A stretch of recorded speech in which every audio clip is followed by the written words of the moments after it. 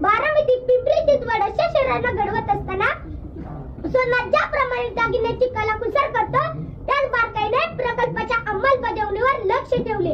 या प्रकल्पाच्या भव्यतेमुळे ही शहरे आज महाराष्ट्रात एक नवीन ओळख निर्माण करीत आहे. अचूकता, कलाकुसर आणि गुणवत्ता यांचा साधत दादाने एखाद्या वास्तुक विशारदप्रमाणे ही शहरी घडवली आहे. ज्ञानपीठ पुरस्कार प्राप्त श्रेष्ठ कवी विंदा करंदीकर यांची एक प्रसिद्ध कविता मला आठवते. जनतेच्या हृदयामध्ये अन्यायाची कळ आहे, जनतेच्या बाहूमध्ये सागराचे बळ आहे. जनतेच्या हृदयामध्ये अन्यायाची कळ आणि जनतेच्या बाहूमध्ये सागराचे बळ ज्याला ओळखता येते तोच लोकप्रमुख राज्यकर्ता होऊ शकतो.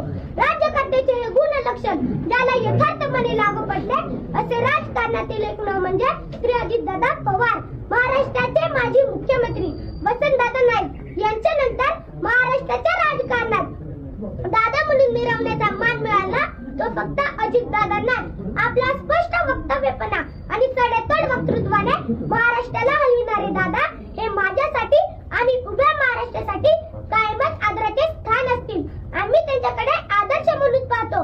म्हणूनच अजितदादा यांच्या बाबतीत म्हणावे लागेल, you can love him, hate him, but you can't ignore him. तुमच्यासारख्या आणि माझ्यासारख्या असंख्य व्यक्तींचा आदरवड असलेल्या दादांना माझ्या शब्द रूपातील श्रद्धांजली मी पुढील काव्यात व्यक्त करतो.